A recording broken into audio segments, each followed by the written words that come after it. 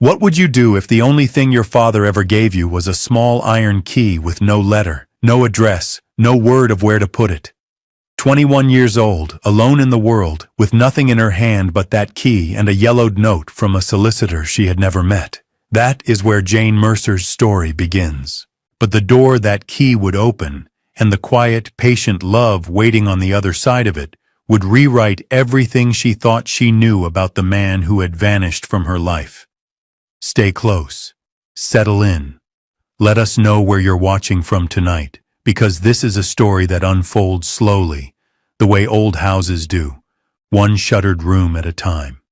The coach set Jane down at the crossroads a full mile short of the village, for the driver would not take his horses down the rutted lane in such weather. Rain came sideways off the moor. She stood a moment, with her small carpet bag at her feet, and watched the coach disappear into the gray, its lamps swaying like two dim moons. Then she picked up the bag, drew her shawl tighter, and began to walk. Her boots were mended at the toes. Her dress was the black one she had worn to bury her mother 6 weeks past, and it was black still, only more tired. In the pocket sewn inside her bodice lay the iron key on its bit of twine, and folded around it the solicitor's note, its ink faded to the color of weak tea.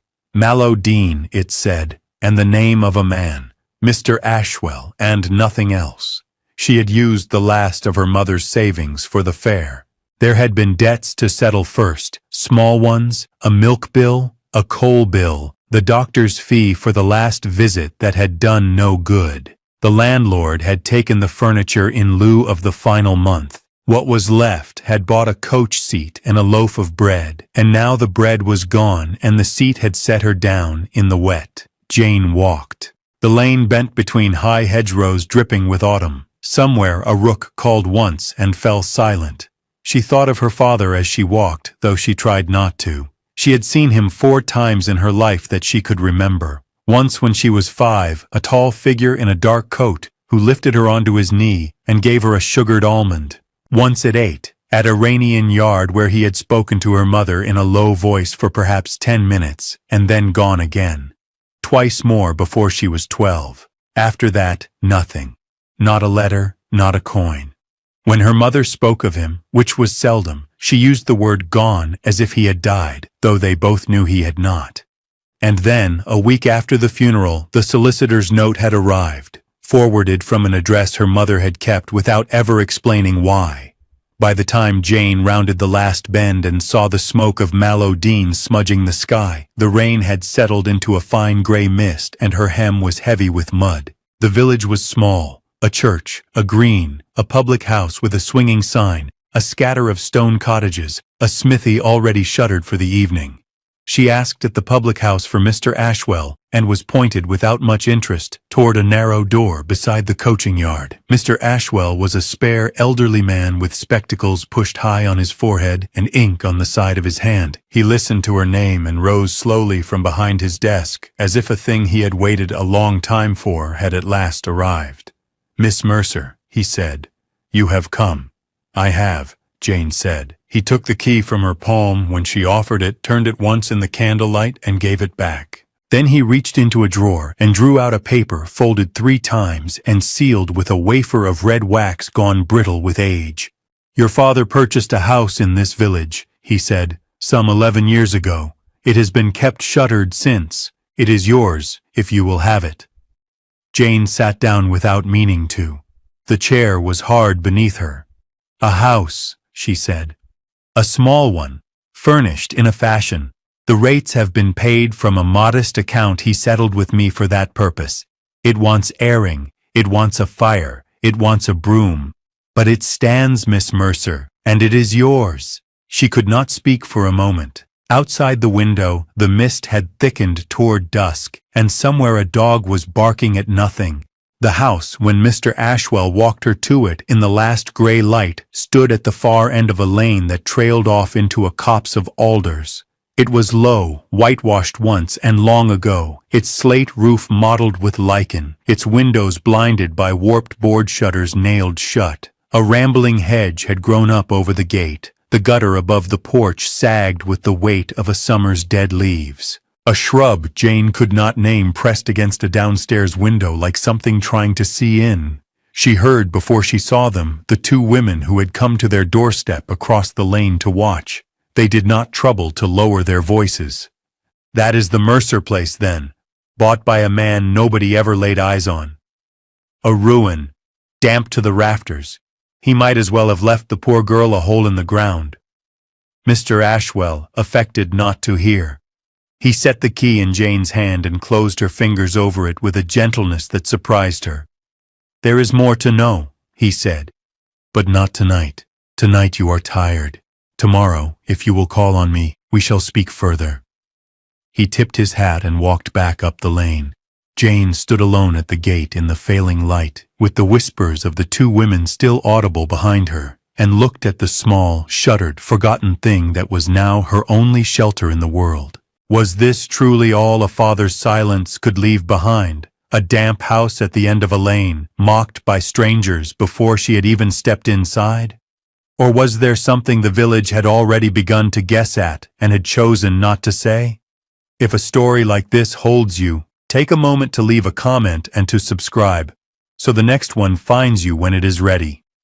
Because when Jane put her hand to that warped front door and turned the iron key, what waited in the dark on the other side was not a ruin at all. For a long moment she did not turn the key. She stood with her hand against the door and let the whispers behind her settle into the mist like everything else that evening had brought.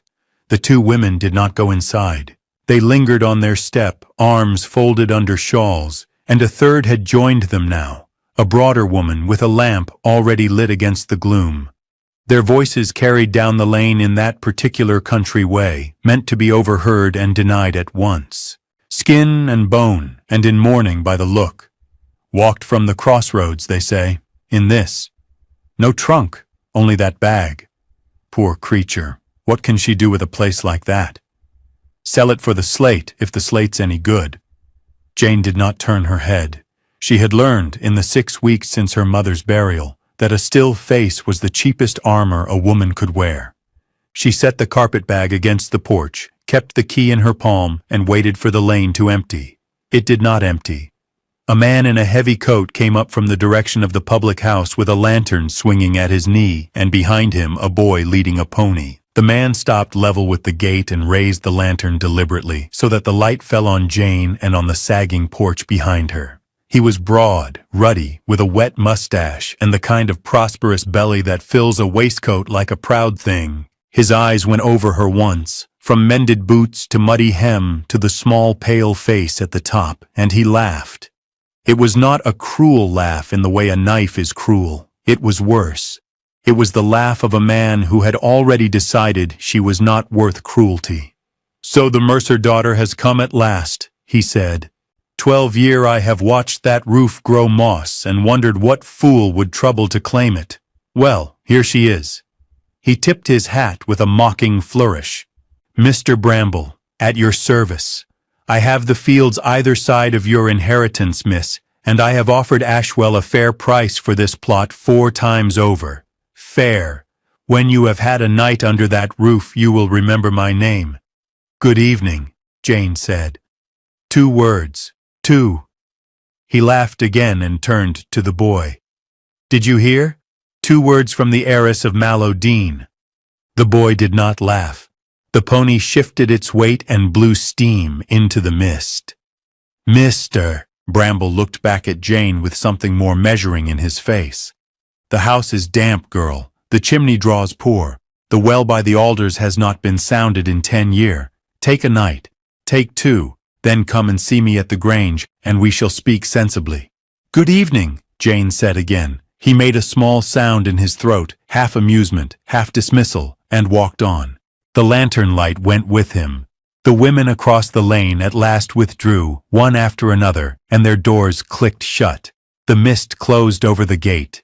Jane was almost alone when the last figure came. She came from the churchyard side, an old woman in a black cloak so long it swept the wet grass at the verge.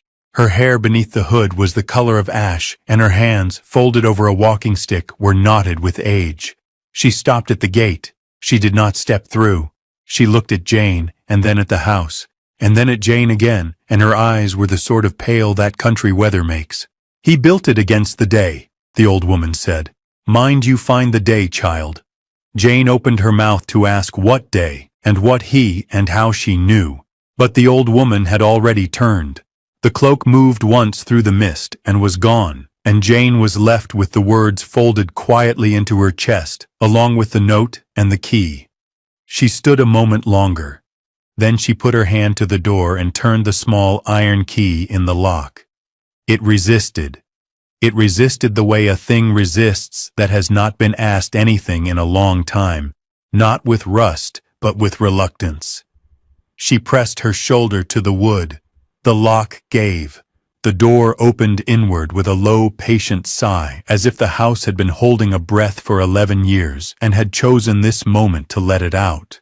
The dark on the other side smelt of old wool and cold stone and, faintly, of beeswax. Not damp, not rot. Beeswax. Jane stood on the threshold with the mist at her back and the smell of a cared-for room in her face, and did not for a moment understand. She fetched the carpet bag onto the step. She let her eyes adjust. Slowly, the interior separated itself into shapes. A narrow hall with a bench along one wall, pegs above the bench, a rag rug at her feet still holding the print of a boot that was not hers. A door to the left, closed. A door to the right, half open. A stair rising into deeper black at the back of the passage. Jane closed the front door behind her. The wind at once went quiet. She had no candle. She had matches in the bag, and a stub of tallow her landlady had given her the morning she left, and she felt her way to the little bench and sat down on it because her legs, without warning, had begun to shake. She had not eaten since the last of the loaf that noon. She had walked a mile in wet skirts. She had been laughed at by a stranger and blessed by another, and neither had told her what she was inside. She lit the stub. The small flame steadied. She lifted it. On the bench beside her lay a folded gray blanket of good wool, brushed clean. On the pegs above hung two things, a woman's shawl, plain, dark, and a child's oilskin cape sized for a girl perhaps 10 years old. Both had been there long enough for the folds to have set. Neither smelt of mold. Someone, at some year Jane could not name, had laid these out and shuttered the door and gone away. She sat with the candle in her hand and looked at the little cape for a long time. Then she rose. She did not open the doors yet. She was too tired for doors. She climbed the stair instead, one careful tread at a time, and found at the top a small bedchamber with a bedstead made up under a dust sheet, and drew the sheet back, and found the sheets beneath aired with lavender long ago gone brittle, and lay down in her muddy dress on top of the coverlet without undressing, because she did not trust herself to undress in a house she did not yet understand. The candle she blew out. She listened. The house creaked, as houses do, but under the creak there was another sound, softer, a slow, measured tick from a room she had not yet entered, a clock, somewhere below her, still keeping time. Jane closed her eyes. "Mind you find the day, child." She slept. She woke to gray light at the shutter slats and to the same slow ticking below, patient as a heart. For a moment she did not know where she was. Then the small iron key against her ribs and the smell of long-closed wool told her. She sat up. Her dress had stiffened in its mud. Her hair had come loose. The lavender in the sheets had left a faint, sweet dust on her cheek. Jane rose and drew the bolt on one shutter of the little bedchamber. The wood was warped, but the bolt slid. She pushed the shutter outward, and gray morning light came in over her hands. She saw the alders at the end of the garden, and the sagged gate, and beyond the hedge a strip of plowed field belonging, she supposed, to Mr. Bramble. The mist had lifted a little. A robin sat on a broken cane in what had once been a bed of something, and watched her without alarm. She turned back to the room. In the fuller light, the bedchamber showed itself carefully, a press against one wall, a small washstand with a china jug set upside down over the basin to keep the dust out, a chair, a print above the bed of a country lane. On the seat of the chair, folded, a nightgown of plain white linen, sized for a woman not much larger than Jane herself. She lifted it. The linen was aired and clean. It had been laid there and left. Jane set the nightgown down slowly. She stood very still. It came to her then that whoever had made this room ready had known, roughly, the size of the woman who might one day sleep in it. Not a child. A woman. Grown. She went downstairs. In daylight the hall showed its old paint, cream once, ivory now, and the pegs and the bench, and the rag rug with its boot print. She opened the left door first. It was a small parlor, a grate laid ready with coal and kindling, a wing chair drawn near the hearth, a round table by the window with 2 chairs at it and a folded cloth. On the mantel, between 2 plain candlesticks, an 8-day clock of dark wood, ticking, its brass hands showing the hour of not quite 7. The pendulum swung with a small hush. Jane crossed to it. The key hung on a hook beside it on a bit of red thread. It had been wound. It had been wound recently. She thought of Ashwell's ink-stained hand and the shuttered years and knew someone came in. Someone had come in perhaps a week ago, perhaps a month, and had wound this clock and had gone out again and locked the door. She stood before it and let the ticking go through her. The right-hand door gave onto a kitchen, small, stone-flagged, with a range grown cold, a scrubbed deal table, a dresser with a few white plates on end, a jug, a bread crock.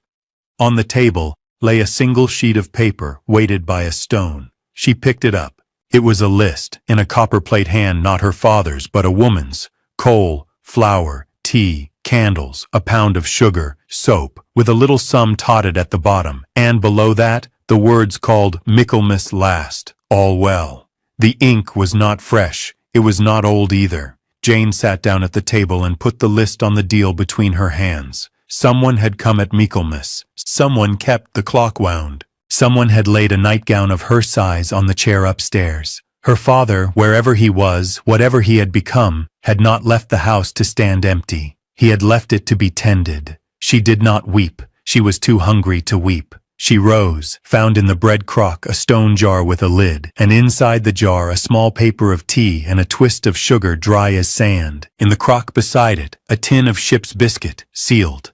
She took 1 biscuit. She sat and ate it slowly with the list before her.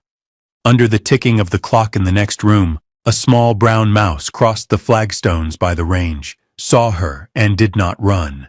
Jane watched it go into a crack by the coal scuttle. She felt, for the first time since her mother died, not entirely alone. She went out into the garden by the kitchen door, which unbolted from within without needing the iron key at all. The air was raw and smelled of wet earth. She followed a brick path half swallowed by grass to the alders, and there was the well, capped with a wooden lid weighted by a flat stone. She did not lift it. Mr. Bramble had said 10 year unsounded. She would sound it in her own time. She walked round the outside of the house. The whitewash had gray-greened on the north wall. Ivy had begun on the chimney. A downstairs window at the back had been shuttered inside as well as boarded outside. She noted it. She did not yet know why she noted it. At the rear corner, where the wall of the house met the low garden wall, she stopped. A stone in the house wall, at about the height of her shoulder, was not the same as its fellows. It was smaller, dressed smoother, set slightly proud. On its face, weathered but clear when she brushed the moss with her thumb, was cut a small mark, the letter M, and beneath it a date, 1858, and beneath that a second letter, J, M, and J, 11 years ago. The year Ashwell had named, the year the house was bought. Jane stood in the wet grass with her thumb on the stone. Her own initials, her mother's initials, either. Both. She did not know yet. She only knew that whoever had cut this stone had known there would be a J who came, and had wanted the J when she came, to find her name in the wall. She left the mark and went back inside because the wind had risen, and she was cold to the bone. She did not tell herself yet what the stone meant. She set it aside, as one sets aside a letter one is not ready to answer, and she began, instead, to work. She began with the parlor hearth. She found a scuttle already half full of coal in the kitchen and a bundle of kindling under the range. She laid the fire as her mother had taught her, small sticks in a lattice, a knot of paper from the list she had already read and kept in her head, a lump of coal balanced on top. She struck a match. The flame took. Smoke went the wrong way once, curled back into the room, and then, as if remembering its manners, drew up the flue and away. Mr. Bramble had said the chimney drew poor. The chimney drew. She warmed her hands. Then she stood, took off the black dress she had worn to bury her mother 6 weeks before and had not been out of since, hung it on a chair to steam by the fire, and put on the white linen nightgown from the upstairs chair over her shift, and over that the woman's shawl from the peg in the hall. She thought, briefly, that she should feel strange in another woman's clothes. She did not. The shawl fitted her shoulders as if it had been folded for them. She scrubbed. She began at the front door and worked inward. The boot print on the rug she beat outside against the gatepost until the wool went pale again. The bench she wiped with a rag torn from her own hem. The flagstones of the kitchen she washed on her knees with water heated in a copper on the range. Her hands were red inside the first hour. Her back ached inside the second. She did not stop. As she worked, the house gave her things. Behind the parlor door, a walking stick with a horn handle, plain, the wood dark with use, sized for a man not tall. In a drawer of the kitchen dresser, 3 ivory-handled knives with the initials A.M. faint on the bolsters, worn from a hand that had held them a long time.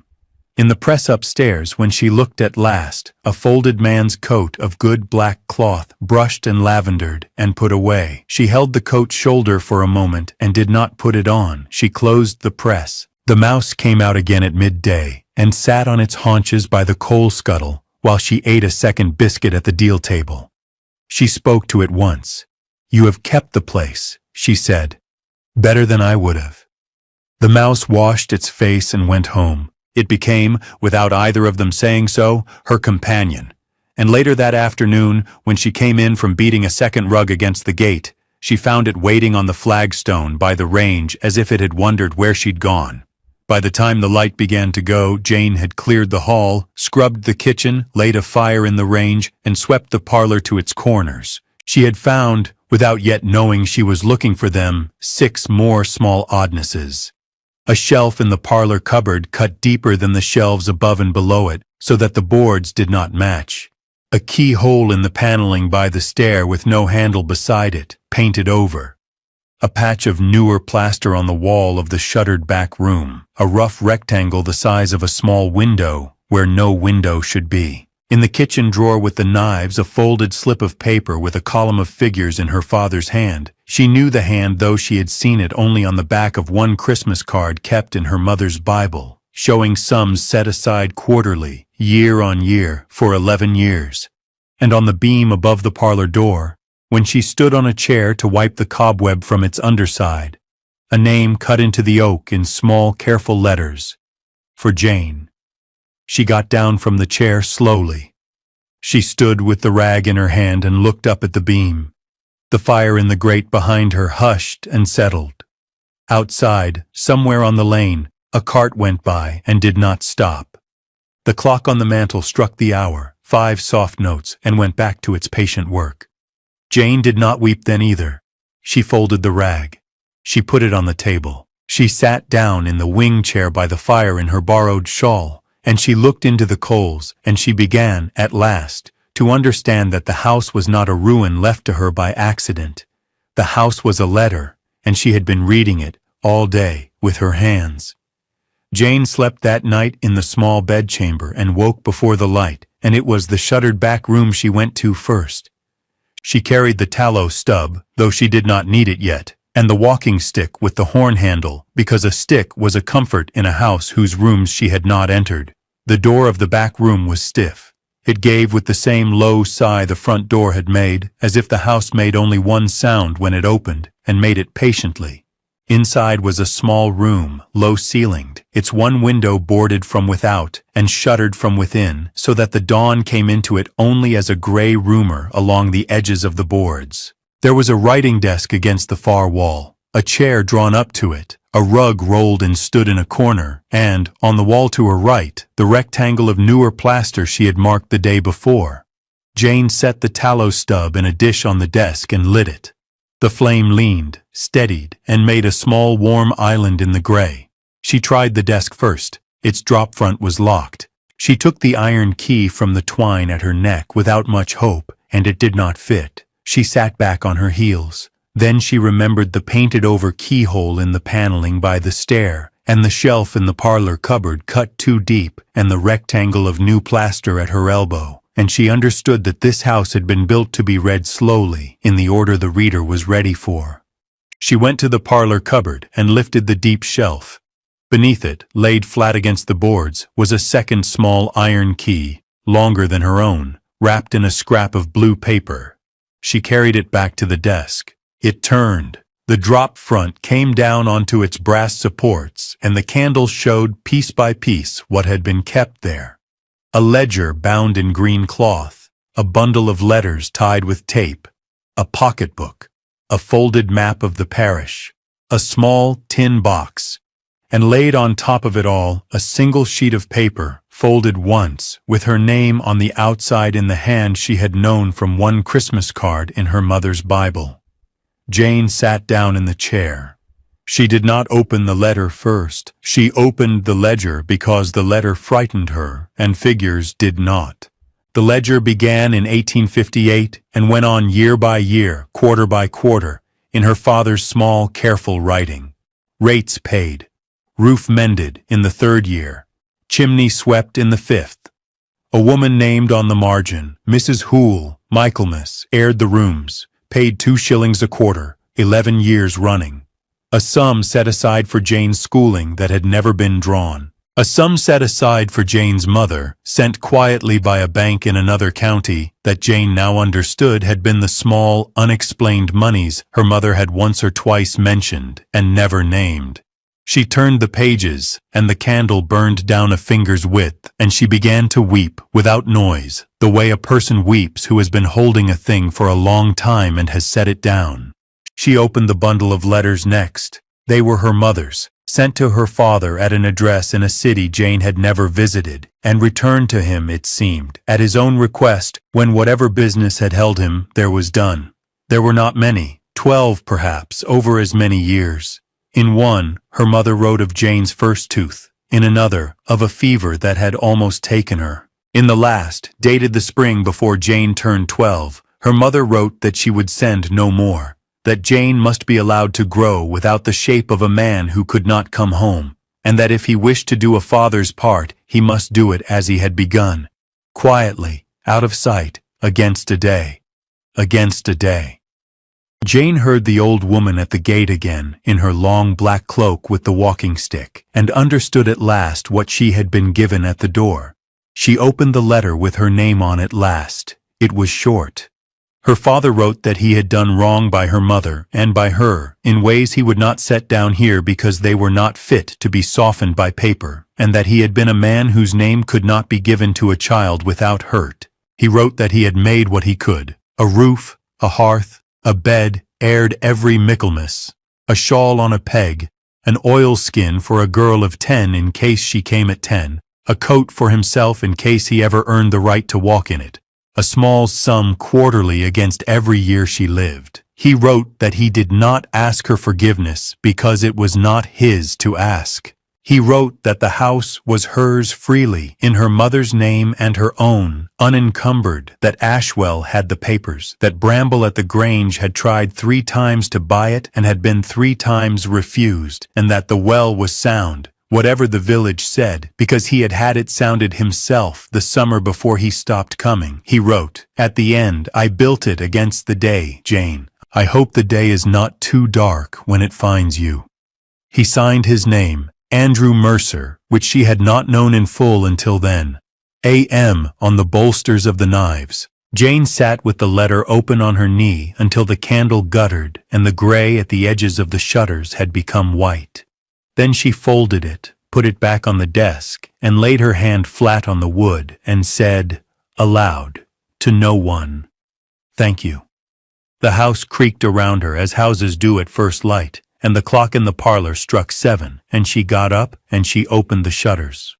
The weather changed in the afternoon. It had been fine when Jane walked to the village at midday to spend the last of her coins on a loaf, a twist of tea, and a candle from the little shop by the smithy, and to leave word at Ashwell's door that she would call the next morning. By the time she came back along the lane with the loaf under her arm, the sky over the moor had gone the color of wet slate, and the alders at the end of her garden were turning their leaves white in a wind that had not been there an hour before. By 4, the rain had begun in earnest, and by 5, it was coming sideways off the moor in gray sheets that struck the shutters like handfuls of gravel. Jane laid a second fire in the kitchen range and moved the wing chair nearer the parlor hearth and sat with the letter folded in her lap, listening to the house take the storm. A slate slid somewhere above her and cracked on the path. A gutter overflowed and sent a rope of water past the parlor window. The chimney drew and drew. She was thinking of going up to bed when she heard the knocking. It was not the wind. It was a fist, low on the front door, and a voice under it that she could not at first make out. Jane opened the door on the chain her father had put there 11 years ago, and had oiled, she now understood, at some Michaelmas since. On the step stood a woman she did not know, hooded in a soaked shawl, with a child of perhaps 4 on her hip, and another, a boy of 7 or 8, clinging white-faced to her skirts. Behind them, out at the gate, a cart lay tipped on its side in the lane, one wheel spinning slow in the wet, and a pony standing with its head down in the ditch. "Please," the woman said, "the wheel." Jane unhooked the chain. She brought them into the kitchen because the kitchen was warmest, and she brought the pony under the lee of the porch and put a folded sack over its back because there was no stable, and she sent the boy for Mr. Bramble's man at the Grange with a scrap of paper in her own hand, asking, plainly, for help with a cart in her lane. She did not ask for herself. She asked for the cart. The woman was called Mrs. Ives. She was on her way to her sister at the far end of the parish and had misjudged the storm. The little one was feverish and had been feverish since morning.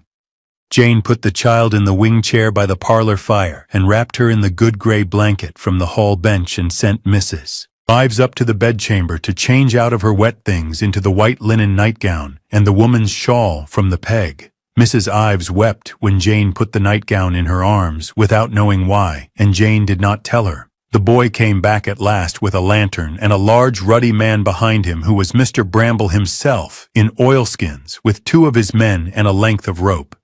Mr. Bramble stood in Jane's porch and looked into her lit hall and did not for a moment speak.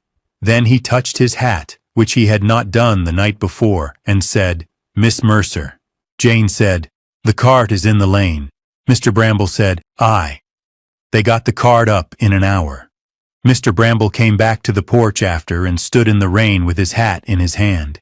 He looked past Jane at the fire in the parlor grate and at the clock on the mantel and at the child asleep in the wing chair under the blanket, and he said quietly, "Chimney draws."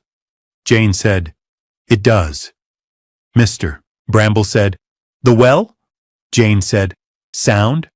He nodded once. He said, "I was wrong at the gate." Jane said, "Good night, Mr. Bramble." He put his hat on and went. That night Jane made up the small bedchamber for Mrs. Ives and the children and slept herself in the wing chair by the parlor fire with her father's letter folded in her hand. The storm went on until near dawn. The house did not leak. Somewhere in the small hours the child's fever broke, and Mrs. Ives came softly down and stood in the parlor door and looked at Jane asleep in the chair and did not wake her and went back up. Jane woke at first light to a quiet house and a clean gray sky and understood, without needing to name it yet, that she had chosen. By mid-morning the lane was busy in a way it had not been since Jane came. Mr. Bramble's men returned with a load of slate to replace what the storm had cracked and would take no coin. Mrs. Ives went on to her sister at noon with the younger child pink-cheeked in her arms and stopped at the gate to press Jane's reddened hand between her own. Ashwell came up the path in the afternoon with a satchel under his arm, sat at the deal table in the kitchen, and laid out the deeds. He said quietly that everything was as her father had written, that the house stood in her name, unencumbered, and had done so since the spring of 1858. He said Mrs. Hoole, who had aired the rooms every Michaelmas, would be glad to call when Jane wished. He looked at the ledger, at the letter, at the shawl on Jane's shoulders, and said only, he did what he could in the end. Jane said, "I know."